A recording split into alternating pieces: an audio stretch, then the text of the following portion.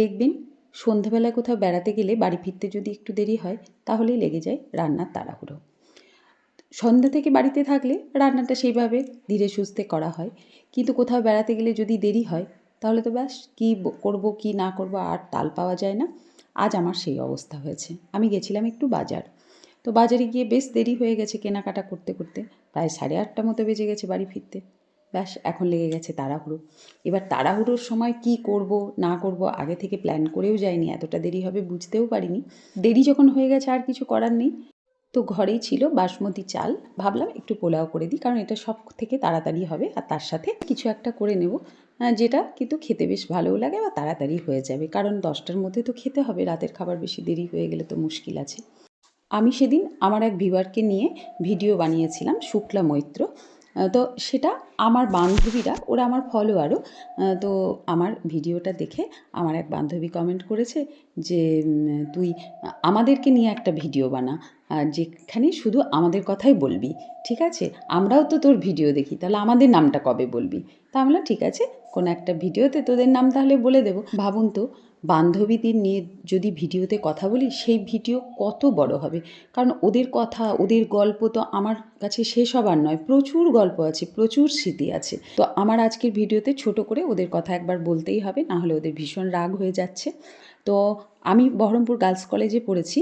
সোমা, মধুমিতা, শ্রাবণী, ওদের বাড়ি বহরমপুরই।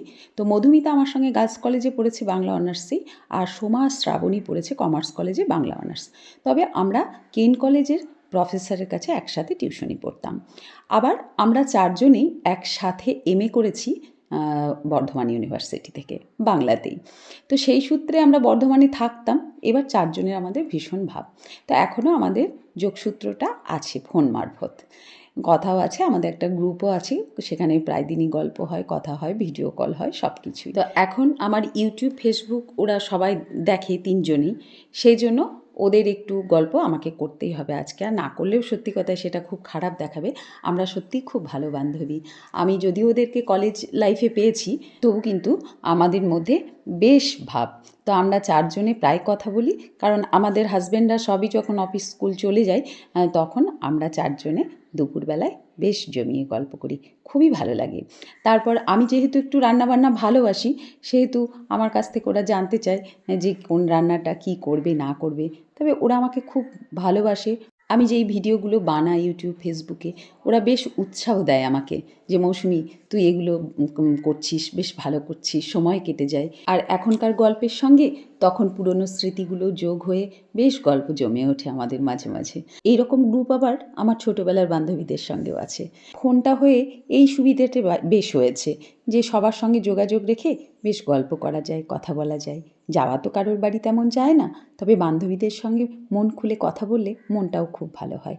যাই হোক, আপনাদের সঙ্গে গল্প বলতে, বান্ধবীদের গল্প বলতে বলতে আমার রান্নাটাও কমপ্লিট হয়ে গেল। তো পোলাও হলো, আর হলো আলুর দম ডিম দিয়ে। তো আজকের মতো ভিডিওটি এখানেই শেষ করছি। দেখা হবে পরবর্তী ভিডিওতে। ভালো থাকবেন আপনারা।